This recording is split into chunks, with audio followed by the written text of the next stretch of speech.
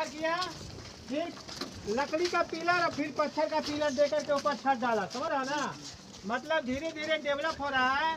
लेकिन जैसे आज का क्लासरूम हॉल नुमा होता है, उस तरह नालंदा में क्लासरूम नहीं होता था, बल्कि पेड़ के छांव में पढ़ाई होती थी। अभी इधर लोग हैं। चलो ऐसा करो, उधर से चलना, पीछे से चलो, तो पीछे से चलो। इसमें अभी एंट्री नहीं है, समझ गए ना? बाहर से लोग आया हुआ। रुको अभी जरा सा देखो कुछ छटके का है। अभी ये जो बिल्डिंग तुम लोग देख रहे हो ना, 413 ईस्वी का बना हुआ है, लेकिन सामने का बड़ा बिल्डिंग जो है ना 2600 साल पुराना है। 600 BC, जिस समय भगवान बुद्ध यहाँ जिंदा होते थे ना, ये जगह उस समय आम का बगीचा होता था।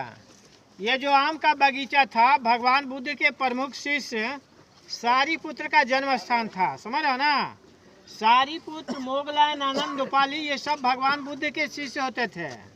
सारीपुत्र जब बुद्ध के प्रभाव में आकर के बौद्ध धर्म में एंट्री हुए, उस समय तक जितना सारा लोग बौद्ध धर्म में एंट्री हुआ था, उसमें सबसे ज़्यादा तेज तरार शिष्य भगवान बुद्ध को सारीपुत्र समझ में आया।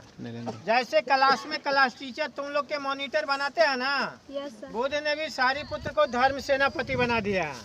ये सेनापति बनने के बाद सारीपुत्र जो है, इस आम के बगीचे में एक ट्यूशन सेंटर बनाया था, जहाँ छात्र मिट्टी के झोपड़ी में रहता था, पेड़ के छांव में शिक्षा लेता था। वो लोग अगल बगल के गांव में भिक्षाटन करता था। ये परंपरा 600 ईस्वी पूर्व से 413 ईस्वी तक यहाँ पर धीरे धीरे उन्नत होते रहा, डेवलप होते रहा। कुमारगुप्त जब मगध का राजा बना, उसने देखा यहाँ पर पहले से बहुत सारा लोग जो है टीचिंग वर्क में इन्वॉल्व है, सम्मिलित है। उसने उस ट्यूशन सेंटर को बदला ग्लोबल यूनिवर्सिटी के रूप में। उन लोग का मिट्टी का झोपड़ी हटा करके मगध का राजा ये पक्का बिल्डिंग तैयार कर दिया। छात्र यहाँ जो भिक्षाटन कर रहा था, उसकी समाप्ति के लिए उसने 200 गांव का टैक्स प्रत्येक साल दान में देना शुरू कर दिया।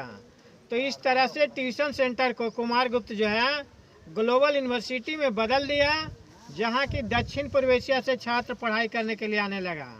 सारीपुत्र के बारे में कहा जाता है, जिस कमरे में उसका जन्म हुआ था वहीं उसको निर्वाण मिला।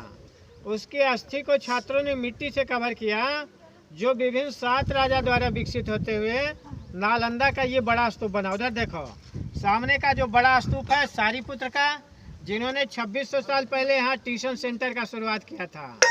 आज जब एक आदमी के डेड बॉडी पर यहाँ स्तूप तैयार